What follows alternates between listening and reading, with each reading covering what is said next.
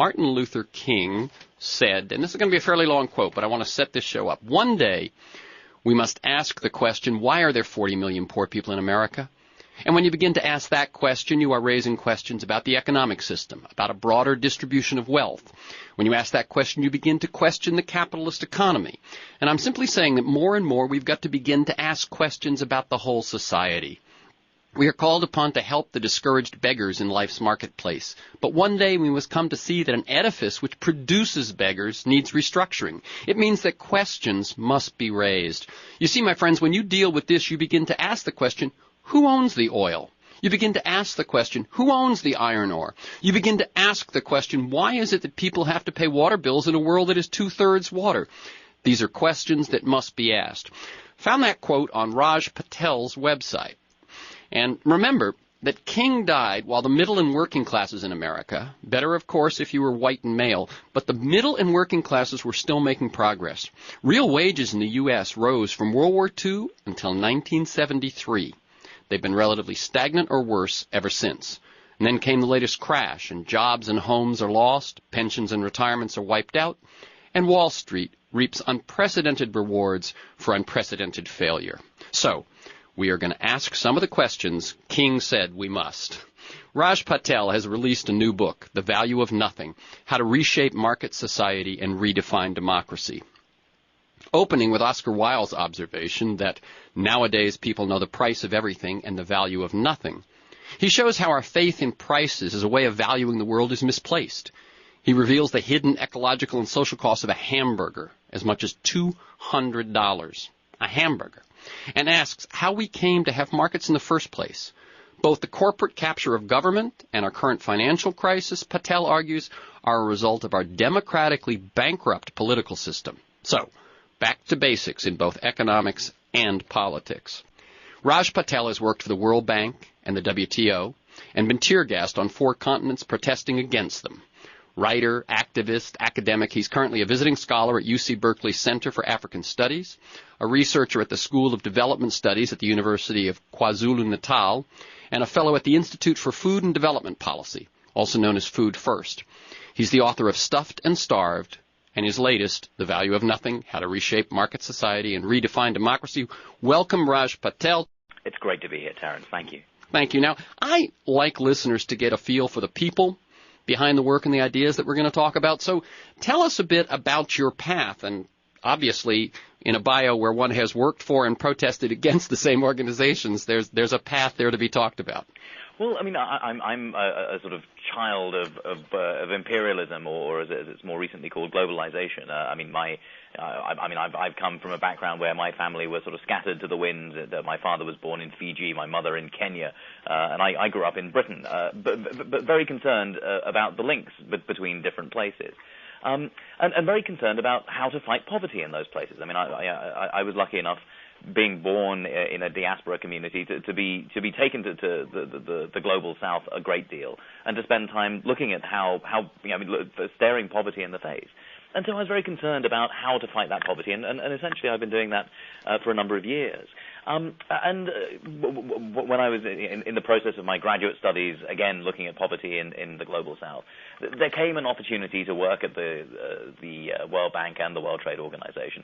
The World Trade Organization, I was merely an intern, but I was taking intelligence about how the organization worked to social movements who were very interested in how that organization worked.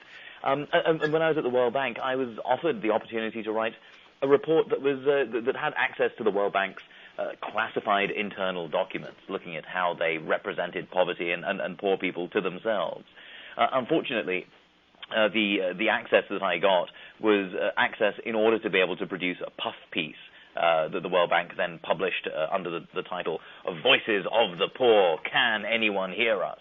In which the World Bank proclaimed quite loudly that that it knew poor people very well, and some of its best friends were poor, and that was obviously that was unacceptable. And I resigned soon after. The professor who actually gave me the job resigned from the World Bank as well. Can I cut in for just a second? This experience of yours reminds me a bit of Joe Stiglitz, and even more specifically of Herman Daly. I don't know if you know his experience. He was working for the World Bank, and they were putting out a brochure about globalization. and they showed a picture of kind of the world economy, and he said, but there should be a frame around it. Right. And they said no, and he said, but there must be, and it went back and forth, and finally they wouldn't allow the frame, which to Herman Daly means that the world and nature have limits, that an economy does not exist in some abstract place, and he resigned the World Bank after that. Well, yes, I'm quite pleased to be part of a tradition of people who discover that the World Bank, however much it protests that it is interested in poverty and sustainability, turns out not to be. And I mean, the fact that some pretty good people have sort of run away from the World Bank in disgust is a sign, I think, that first, the World Bank does, the people who remain at the World Bank aren't, evil, but they are, they're concerned about fighting poverty in developing countries, but they're beholden to an ideology that they cannot see and that they cannot change. Once that ideology becomes clear, there's a dissonance between people who point out that it is this ideology that is responsible for destruction in developing countries, and people who remain loyal to an ideology that is in fact bankrupt. And it's that bankruptcy of the ideology that actually is one of the starting points of the value of nothing. Right. And before we talk about the value of nothing, could you tell people just a little bit about Stuffed and Starved? Sure. I mean, Stuffed and Starved was a book that I wanted to write when I was at at Food First, which is also the Institute for Food and Development Policy in Oakland, in California. What I wanted to do was basically join the dots to explain how it is that the United States has such epidemic levels of hunger, epidemic levels of obesity, and yet at the same time there are globally, epidemic levels of hunger. We now live in a world where there are 1 billion people who are overweight and 1 billion people who are starving. For a while, of course, it was a revelation to point out that hunger happened in America, as well as obesity, of course. But I mean, the tragedy is that now that contradiction between obese and hungry is one that's even more magnified in the United States. When we found out, for example, last year that in 2008, over 49 million Americans went hungry in the United States. At the same time as the United States was the most obese population on Earth. So this contradiction that exists worldwide certainly exists in the United States. And in Stuffed and Starved, what I try to do is explain why these two things were not accidental, but actually they're the outcomes of a very complex system in which corporate power both underpays labor, particularly the labor that produces food, and tries to sell us profitable food, which means that it sells us food that is systematically bad for us. And that's why we see a world with increasing levels of obesity and increasing levels of hunger. Very good. Obviously, one thing I plan to do, we've got an hour, and I plan to do some of what you do in The Value of Nothing, which is go into those history lessons and those economics lessons. But before we do, let me read one quick quote in which you say that the markets, this is a quote early in the book, that markets should know best is a relatively recent article of faith. It took a great deal of ideological and political work to make it part of government's conventional wisdom. So before we get into the history and the economics, how did this well-constructed belief in the market impact, this is to give people examples, the Wall Street bubble, the food crisis of I guess it was last year and a half, the crash, and perhaps the recovery or reform? So applying that belief, how did it impact those four events? Well, essentially the idea that markets know best means that government regulation and oversight in various forms was pretty systematically dismantled in the 1970s, 1980s, 1990s. And that regulation took a great deal of forms. I mean, whether it was protection for union organizing, for example, whether it was things like creating banking regulation and oversight, whether it was things like food grain reserves in the United States and elsewhere, or whether it was the ability for people to organize and to be able to think about a role for government and the state that was anything other than cutting taxes and letting the free market do its thing.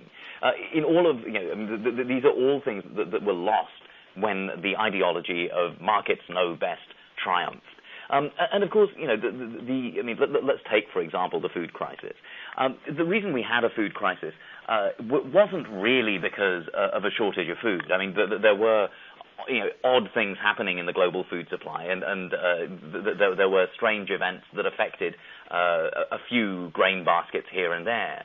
But in the main, the driving force behind a lot of the volatility in food markets was speculation, was the ability of capital that had flowed from, say, speculating on oil prices. That money was able to speculate on the price of food. And all of a sudden, the price of food went up by 30%, for example, in a single day when we're thinking about rice. Now, just in case anybody didn't hear that or missed it as they were driving, the price of rice went up 30% in one day? That's right. I mean, there was some dodgy policy that happened in Southeast Asia at the same time as global markets were incredibly tight, and there's a lot of speculation. And all of a sudden, the interconnectedness of global markets in rice meant the price of rice jumped. And you saw a soaring food prices in 2008 for a variety of reasons, a lot to do with the interconnectedness of these world markets. But because there weren't ways in which local supplies could kick in, there weren't ways in which locally sourced rice, for example, was able to be produced and released to the market in a way that was acceptable to everyone. Those food price rises led to protests. And in fact, Haiti is a perfect example of how market fundamentalism destroyed an economy. I mean, we've seen the disaster of Haiti right now. Mm-hmm. At the beginning of the 1980s, Haiti grew the majority of its own rice. But because people in Haiti wanted a left-wing government, and because two U.S. presidents didn't think that was a good idea, Presidents Reagan and Clinton, those presidents negotiated for Haiti a structural adjustment loan from the World Bank and the International Monetary Fund. And basically what that meant was that Haiti, a very indebted country, would be given money in order to pay off its debts as long as it opened its economy to this free market, the market knows best mentality. The trouble is that there is no free market. There's no free market in food, for sure. And when you have Haitian rice farmers who earn $2 a day if they're lucky, competing against U.S. rice farmers who get $1 billion a year in subsidy, it's not surprising that Haitian rice farmers first panicked to try and produce more rice just to be able to survive, and then in the end gave up to become sweatshop workers in the cities.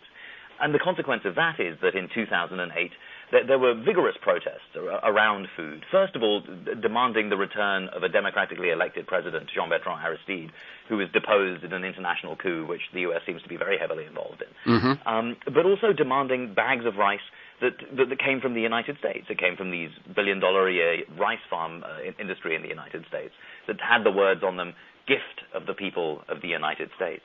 So that gives you some sense of how the markets have been actually politically enforced in places that didn't want them, and how this market knows best mentality turns out to be a tool with which poorer people are subjugated to the needs of the most powerful. Right, and I did a show not that long ago with Philippe Diaz, the director of The End of Poverty, mm-hmm. and that film really goes into that particular aspect of it in great depth. For any who aren't aware, what happens is if you take someone who can feed his family or a community that can feed themselves and you shift them into the global marketplace, now as long as the prices work and things are fine and they are able to compete with that subsidized produce from richer countries, they're okay. But as soon as that breaks, they no longer have the life raft of their own food to feed them.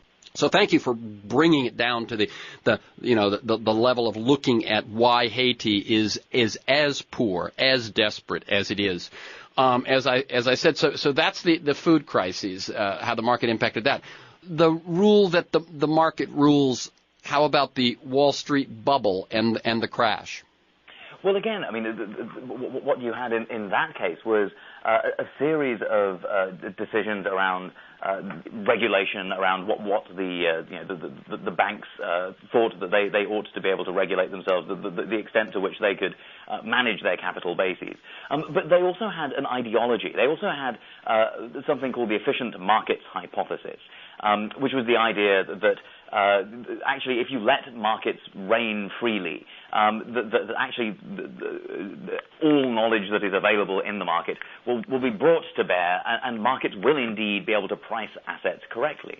But there was also a problem in the way, of course, that the compensation in Wall Street was structured. Because if the market really prices everything exactly and correctly the minute that it hits the market, there's no room for anyone to make any profit. And so there was a sort of inbuilt incentive into the way that Wall Street was set up for people to be able to systematically ignore the risks in certain financial products and in certain kinds of trade. And the idea was that if they could shuffle off that risk into the next quarter, that this quarter they would be rewarded handsomely and their bonuses would be high. And so by basically gaming the system with a system of regulation that encouraged them, that they authored and therefore allowed a certain kind of playing fast and loose with the numbers, it was possible for huge amounts of systematic risk to be kicked off into the future and to be ignored through some basically creative accounting on balance sheets. And then, of course, when the catastrophic risk was realized, that's when everyone ran for the hills and all of a sudden started demanding public support. And of course, this is one of the ironies of this idea of the free market. We're told that free markets are almost God-given things, that they fall from the sky, when in fact they are very much human-made. Free markets very much depend on governments to be able to pick them up when they fall. Let's take the trip then, as I said we would, into the history, because your book is basically divided into two sections.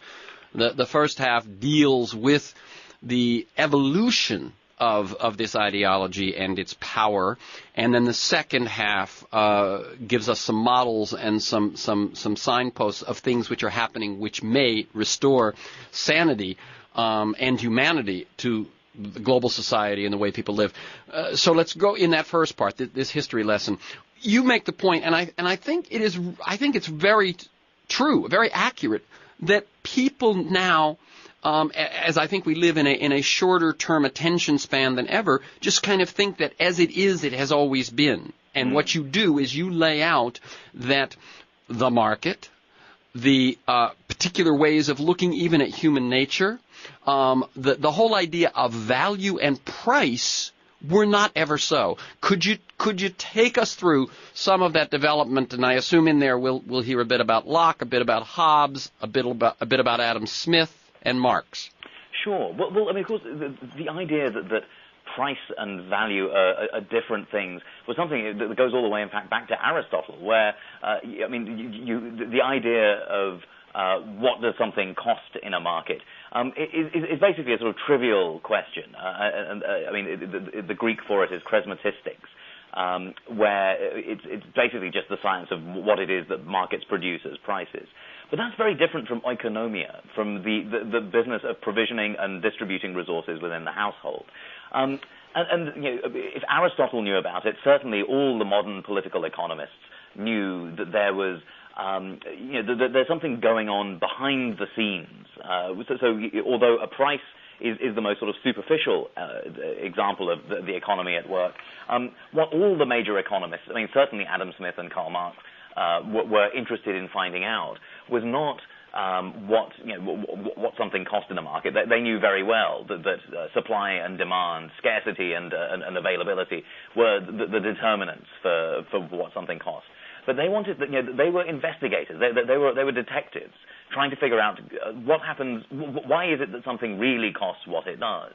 And for Smith and for Marx, certainly, the question came down to labor. It came down to work, to the question of how is it. There's something different about the way about work and about labor than anything else that goes into a good, because labor is what it is that transforms something from being a sort of static, inanimate part of nature into something that has much more value. And this idea of a labor theory of value is why Adam Smith thought that actually the real value of everything was essentially the trouble that went into the making of it. Now, Adam Smith had essentially this sort of fundamental theory of how labor worked, but he also had a much more sophisticated idea of how it was that the economy was structured, so that some people who are workers were systematically different from landowners, who in turn were systematically different from the merchants who profited from the behavior and from the employment of laborers. And Karl Marx took that idea much further and systematized it much more thoughtfully into an explanation of why it is that capitalism looks the way that it does, and why modern capitalism actually is always going to do things like squeeze out environmental costs, externalize the environmental costs while internalizing the profits, if you like. And in fact, Marx also brought in another intervention that I think is tremendously important, which is that one thing that modern capitalism doesn't do is pay for household work. Modern capitalism doesn't pay for the business of making new labor, new laborers, new workers.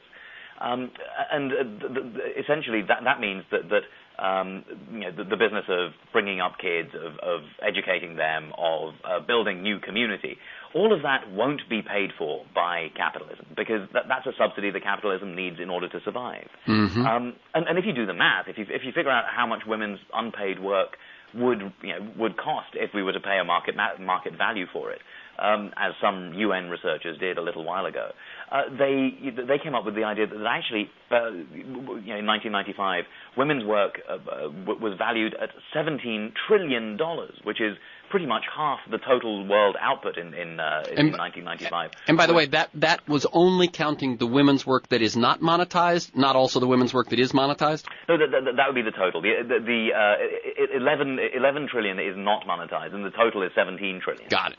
But that's, there's a huge gulf then between what it is that women do get paid and don't get paid. Sure. And the amount that of women's work that features in the economy is it is a massive amount, and yet, of course, women own less than 10% of the world's resources in developing countries, and less than 10% of the land. And again, this is not an accident. This is integral to the way that the system works. Another very, very important notion, which has been arising more lately than after being, I think, completely off people's charts for years, is that of the commons. And the piece that I found particularly interesting in your discussion of it, because I've come across the commons in the work of Lawrence Lessig, in the work of David Bollier and so on, talking about the electronic commons and things like this.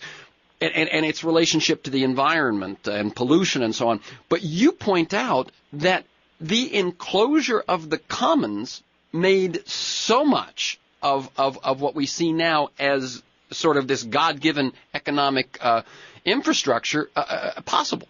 Well, that's right, Terence. I mean, there is a hidden history to this word, the commons. And it's not one that we're familiar with. I mean, in general, the way that people know about the commons is through the tragedy of the commons, right, where where an unowned resource, a resource that no one, that actually no single person has managed to put under private property.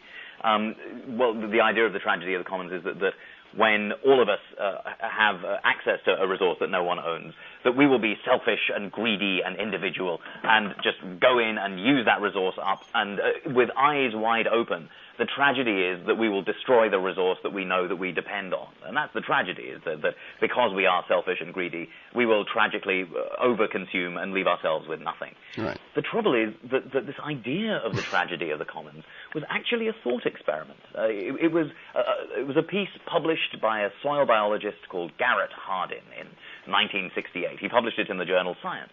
And I mean, when you hear it as a thought experiment, it sounds kind of reasonable. If people are all selfish and greedy and they go for something, of course, there'll be nothing left after a while. And if I'm not mistaken, he was putting it out there in some sense as a warning.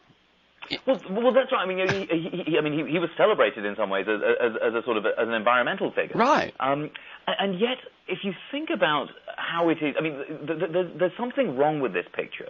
And what's wrong with it is that if you look at the history of the commons, of resources that no one once owned in the United Kingdom, in Italy, around the world, there are systems of resources that no one owns. And it turns out that people are pretty good, actually, at managing resources that no one owns so that they don't get destroyed and overrun.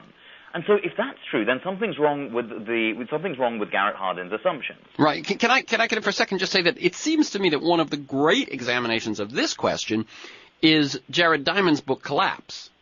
That's right. In which he looks at 15 and he made a point of half of the societies that he talks about collapsed and half of them did not. That's right, and of course, I mean, it's interesting that this idea of the commons, of what causes that collapse versus what causes sustainability, is now something that we're getting increasingly interested in. And in fact, the latest Nobel Prize in economics was won by Eleanor Ostrom, a woman for the first time, who won it in part for her work on the commons. And what she found is something that should shock us a little bit. I mean, we're so used to thinking of ourselves as selfish and greedy. But it turns out that human beings are really good at organizing. And human beings are really good at, while of course we are selfish and greedy, we are also other things. We are also cooperative and altruistic and generous and capable of negotiating agreements that we in general abide by. And if we don't abide by them, then we also have regimes of punishment that make sure that fairness is maintained. And we're so good at that, in fact, that when a recent study came out looking at different forest communities and how forest communities were managing their forests. This is a study that came out in the Proceedings of the National Academy of Sciences.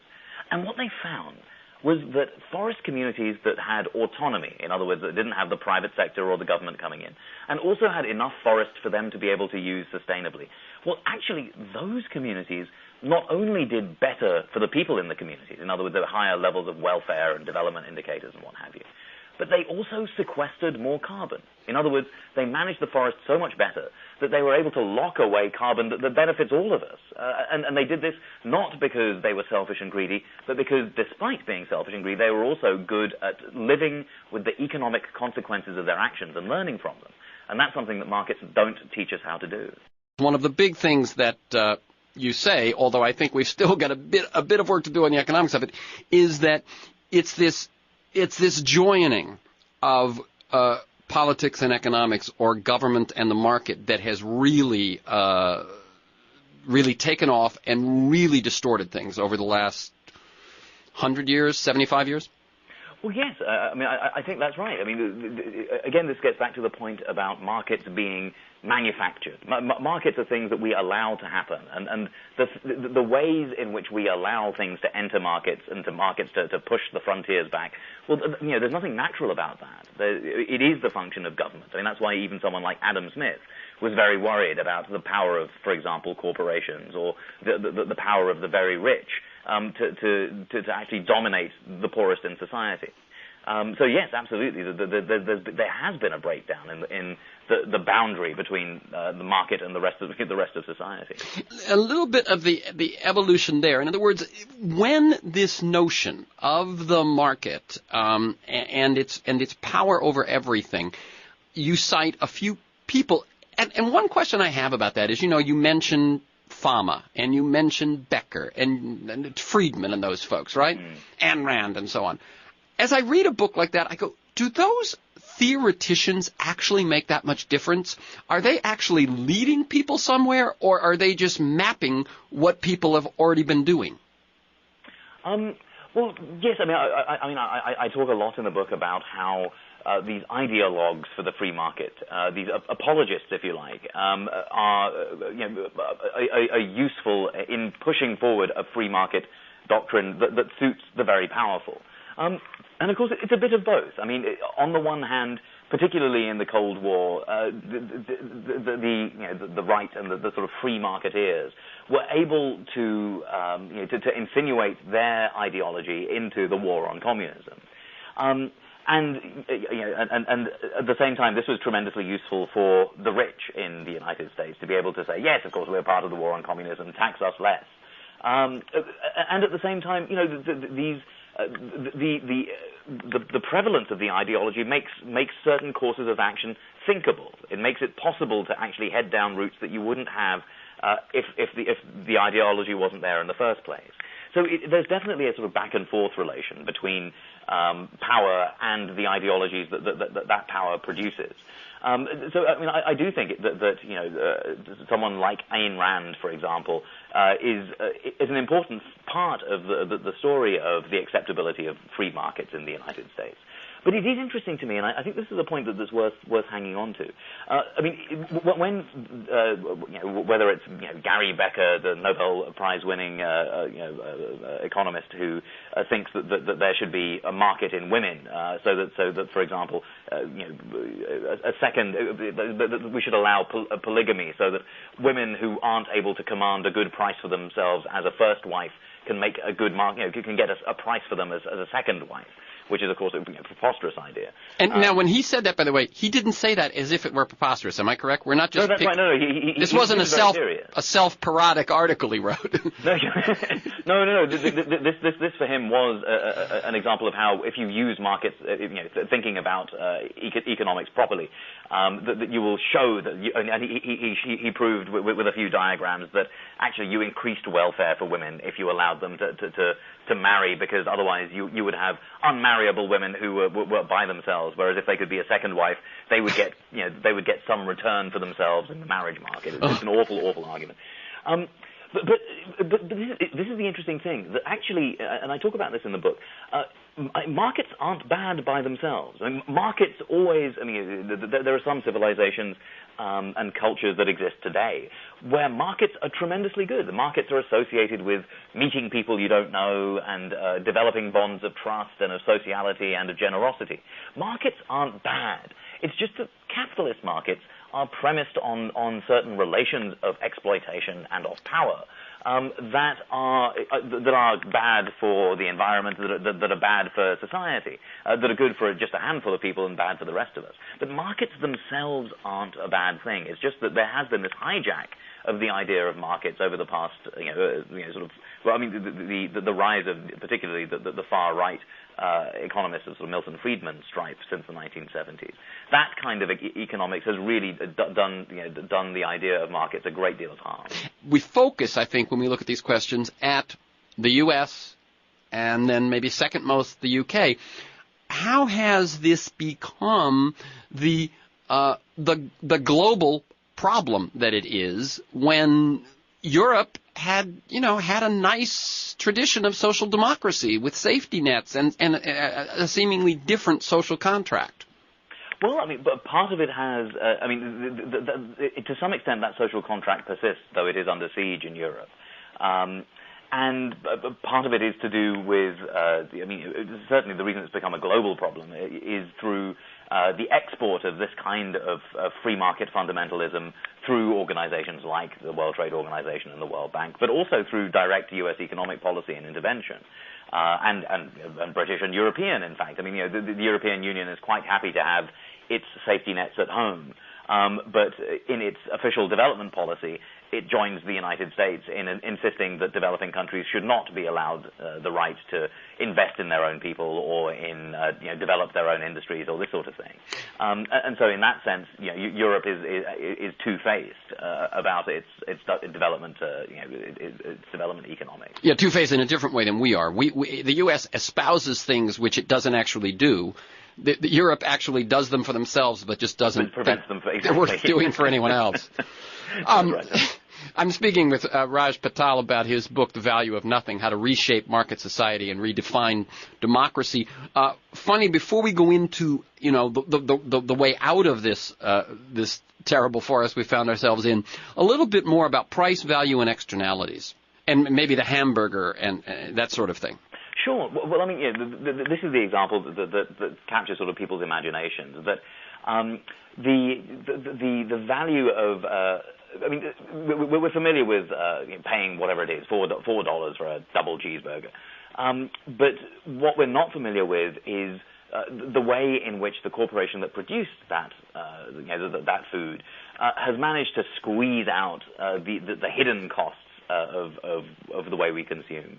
And some researchers in India said, look, if we were to value say, for example, the rainforest that was destroyed so that pasture could be, so that the cattle could be raised on pasture on that land, well, how much would it cost? And so they sat down and they said, all right, well, we lose biodiversity, we lose the nutrient cycles of the rainforest, we lose, we lose the carbon, we lose the oxygen being produced, and we can impute a dollar value to that. And if we do, then it turns out that our $4 hamburger costs $200. And that's just the environmental cost. That doesn't even include the hidden cost of labor in the food. I mean, in the value of nothing, I talk about how, for example, if in the United States, our burgers will come with tomatoes, and this time of year in the winter, those tomatoes will likely come from Florida. And if they do, then the chances are that the people who are picking those tomatoes were getting paid pennies for a 48-pound bucket of tomatoes. And since 1997, over 1,000 people have been freed from conditions of modern-day slavery, like seriously slavery. The people who were prosecuted for this were prosecuted under the articles that constituted abolition in this country. People were really being paid pennies for a day's work, and then being forced to pay for things like showers. And when you're working with pesticides every day, you need a shower. And some people found it cheaper to wash their hands with bleach than to pay to actually pay to have a shower. Yeah, none of that features in the price of a hamburger. Right. Let me just jump in there. We've done a few shows here with Ben Skinner and others about the magnitude of slavery in the world at this time. But that particular thing was absolutely news to me. That in this country, 1,000 people have been freed? Is that what it is? That's right. And if you talk to the Coalition of Immokalee Workers in southern Florida, they'll say that actually that 1,000 is just what the police have managed to liberate. The number is much, much higher, the number of people who remain in slavery today. Right. And the one other thing I wanted to add in that hamburger is that also doesn't include, that $200 doesn't include the health costs. Right, exactly. Of course, these are just the costs that precede, that go into the production.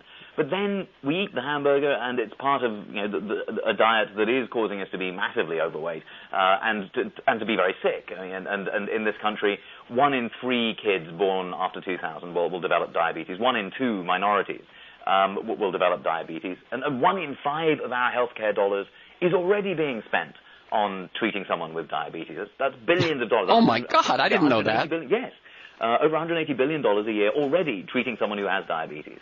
And that figure is already catastrophic. We already pay for the way that we eat today. But of course, the burger companies don't have to foot that bill. We do. So these costs are not just sort of magic numbers that economists just sort of make up. But these are real costs that are being borne in the main by people in developing countries. I mean, I write about the debt that we owe developing countries from the way that we consume today, being in the trillions of dollars. But even in this country, particularly for working families, the way we eat today is a debt that we're already having to pay off. And again, that never features in the price of food, which is why I say that cheap food is in fact cheat food. Yeah, with a T. Absolutely. With a T, exactly. I mean, because the companies that make it manage to cheat their way out of paying the full cost. Right. And I mean, and obviously with it isn't just the food in this country. It's the food, it's the clothing, it's the toys, it's everything. Someone, if you are opting for cheap, someone is probably getting cheated, and maybe millions of people. Let's get to your reasons for hope, or your insights into change. In other words, what you say at the very start and what I said at the intro of the show was that there's some very basic questions that haven't been asked. And when you begin to ask these very basic questions as to why something costs the way it does, why people are related the way they are, why systems work the way they do, you then found that there are some very radical activities going on that give some signs of hope. And, I invite you to talk about the Immokalee farm workers, the La Via Campesina, the Zapatistas, etc. Because it's a whole new model, it seems to me. And I recently interviewed Rebecca Solnit about her book Hope in the Dark and found, your reasons for hope are very much the same. Well, that's right. But of course, you began the program by quoting Dr. King, Martin Luther King, about, and this is something that people don't really know about Martin Luther King, that he described himself as a democratic socialist, because he started towards the end of his life asking questions not about how do we feed the hungry, but why do the hungry continue to be produced by our system. And in fact, Dr. King's solutions were ones that I think are tremendously good. Dr. King didn't just say, well, what we need is, more regulation, and what we need is, a better, economic philosophy. We need people to read The Value of Nothing. He was actually engaged in the politics of practical change, and organizing the poor people's campaigns, as he did, was a direct response to asking the question, well, why do we live in a world of poverty, and why does capitalism reign with such awesome power? And so the organizations that I see doing tremendous work are ones, if we're interested in democracy, it's important for us to realize that in the United States we don't really live in a proper democracy. We live in a kind of complainocracy where, every 2 years we have the chance to boot out officials who have disappointed us and replace them with officials who have yet to disappoint us. But what we don't have is the kind of thriving democracy that Athens did, for example, 2,000 years ago. Now, I don't want to live in 2,000 years ago Athens, but I do think there's something interesting about it, which is that Athens was the place where democracy was originally born, and in Athens there were never any elections. Electoral politics had nothing to do with democracy. In fact, in Athens, when you were elected, the way that governments were elected was at random, through a lottery. Oh, right, yeah. At the beginning of every year, 6,000 people were chosen at random from, picked through a lottery to become the government for a year. And then after that year, they were disbanded, and another 6,000 were chosen. And people who did not want to be part of that, that governing procedure were called idiots. Now, the pale vestige of that we have is, of course, the jury system. But there are communities where that kind of democracy is taken very seriously, and the Zapatistas in southern Mexico are a good example. But you don't have to go to southern Mexico to find really exciting movements. The international peasant movement, La Via Campesina, has members here in the United States. It's an international movement that has 150 million members. But here in the United States, we have the coalition of Immokalee workers in southern Florida who are fighting the slavery we talked about a little earlier on. And the National Family Farm Coalition is also a part of this group. And they have a vision about what we need to reclaim our society. And what we need, they argue, is what's missing in our economy is the right to have rights. If you're rich in a free market, then you do fine. If you're rich in a free market, you have all the freedom that you can shake a stick at. You can get great healthcare. You can travel wherever you like. You can do whatever you like. All the freedom money can buy. Exactly. And of course, but if you are poor in a market economy, then freedom is just another word for nothing you can afford. And really what these movements are saying is what we want is a right to have rights. We're not asking for anything special. We just want our rights, and we want the capacity to be able to demand them. And so movements like La Via Campesina are saying, if we're going to have rights, we need equality in power. We need a democracy where it's possible for every voice to be counted. And so when they talk about this idea of food sovereignty, about having communities being able to have democratic discussions about food in this case, they say that the food sovereignty is about an end to all forms of violence against women.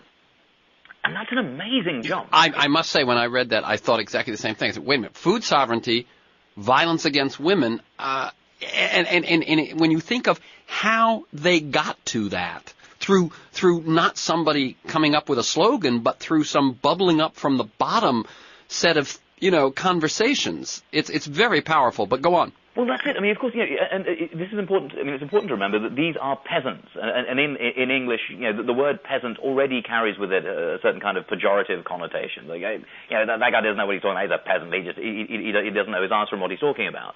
And yet, of course, some of these amazing political philosophies, like this idea of an end to all forms of violence against women, is coming from a peasant movement. And what they're saying is this, that if we're serious about equality in power, if we're serious about taking back and having real markets where real exchange can happen, because they're not anti-market, they just want social control of these markets, then actually you need to confront inequality in power wherever it happens, from the heights of the World Trade Organization right down to the household, where permanent inequality still exists under modern capitalism. And this gets back to the idea of the trillions of dollars of subsidy that women's work provides to the way that our markets work today. And so, I mean, this isn't something that people sat down and sort of read Marxist textbooks and figured it out. This was something that was born of direct experience, as you say, Terence. And I think that actually the fact that it does come from direct experience, that it does come from a really concrete attempt to solve real-world problems, well, that's exactly how our organizing should proceed. It's not about finding the right revolutionary manual or reading the right chapter of Ayn Rand or whatever it is, or even joining the right party or any of that. Exactly. It transcends that. It's about finding things that work for working people in order to be able to organize, bring them together, and reclaim the power that has been taken away. This notion that these people can come together and do this, how do they do it? One of the things I noticed you said about the Zapatistas, for instance, is they do it slowly. That's right. Yes, I mean, in Stuffed and Starved, I talk about slow food, which is a sort of movement that started in Italy of really sort of sitting down and enjoying food. And in the Zapatistas' case, I talk about slow politics. The sort of difficult, prolonged deliberation that leads to good decisions. Because there are certain things that need to be done very quickly, and so the Zapatistas, for example, they have an ambulance. If you are sick, they do not sit around and ponder what it is that you have and what the best way to reach you is. They'll send the ambulance. But they realize that actually, for a lot of the choices and decisions that we make today, we need to take more time to do them, and that means that actually what we need is discussion. We need to learn the art of deliberating and of having meetings and of disagreeing and of resolving our disagreements. At the moment, of course, again, one of the ways in which we are de-skilled as citizens is that we're not really used to having civilized debate. I mean, we're used to having the kind of rowdy town halls where people will adopt positions of one or other political party, as if there are only ever two opinions about any given issue, and then hurl abuse at one another. Whereas in Zapatista meetings, what you have is just a long, really slow process of deliberation to get to what people believe to be the right answer, so that actually people can live, can own a decision, and then learn from the consequences if that decision isn't correct. And that's a world away, again, from the kind of democracy that we have right now. Right, and one of the things, someone within the last year told me, I said, what is your politics? And he said, I'm a radical. And he said, not as you think, but from the fact that the root word there, the deeper meaning of radical is root, and that it's about getting below the argument to some very basic, as we're talking about, basic rights. Right, that's it, of course, but in our sort of accelerated world, and in particular the kind of mad accelerated politics where decisions need to be made instantly, and there's no room for reasoned debate. Of course, we never get to the roots of anything. We never get to the radical. The roots of the word radical are exactly as you say in Latin. Comes from the word radical also comes from the same word as the word root does. We don't have time for that, and of course we need to make time, and it would be futile to expect our politicians in Washington to do that. But what I'm seeing, particularly again in the food movement, but in many other movements as well, is that at the community level in the United States right now, you are seeing people asking root cause questions, just as Dr. King did, as you quoted him so beautifully at the beginning of the hour, asking these tough questions and coming up with answers themselves, and that to me is democracy at work, and it's very, very hopeful. Besides going to your site, rajpatel.org, I have a sense that a lot of this is news to people, that there is another way, that there is an approach that doesn't ask, which party, but which right, and that sort of thing. Where can people learn more? You've got about 2.5 more minutes. What do you finally give to listeners and readers that says it looks like a lot of bad stuff has hit the fan recently, but underneath there's something worth paying attention to, worth becoming involved with, and worth putting your hopes in? Well, I mean, I think, for me, it's food. And since that's an issue that concerns, as I say, 49 million Americans, it's something that you can get involved in pretty instantly, and there's already stuff going on in your community. If you go to foodfirst.org, an organization that I'm a fellow at, there's a great deal of information about how to get to the root causes of hunger and also how to fight it. There are these food policy councils that are springing up around the country and around North America, nearly 100 of them now, that are asking these root cause questions. But if you're not interested in food, that's okay. There's something that you are passionate about, whether it's about healthcare, whether it's about transitioning away from our high carbon, unsustainable carbon world into something much better. If you're interested in education, if you're interested in criminal justice, if you're interested about the prison system, there are people organizing in your community right now. And all it takes is a few minutes of web searching, or go down to your local library, because librarians are just the gods of information, and there is no more noble profession, I don't think. But go to your local librarian, go to your local Pacifica station, ask around. People will know whatever movement you're interested in. They'll be able to tell you. They'll be able to hook you up. But ask around in your church, in your local farmers market, wherever it is. There's always a space in which you can make democracy flourish, and it begins with you. Very good. Raj Patel's latest book is The Value of Nothing: How to Reshape Market Society and Redefine Democracy. His website is rajpatel.org. That's RAJPATEL. You can listen to this week's conversation and many others at any time during the week by linking to our podcast. You can also sign up to have it delivered to you weekly, either at my site or at iTunes. For podcast articles and transcripts, and to join me in pursuit of a world that just might work, go to TerenceMcNally.net. That's one word, TerenceMcNally.net. And if you want to receive my weekly email announcement of upcoming guests and issues, email me at TEMcNally, one word, TEMCNALLY @mac.com. Thank you, Raj Patel. Keep up the good work. Thank you, Terence. Very well.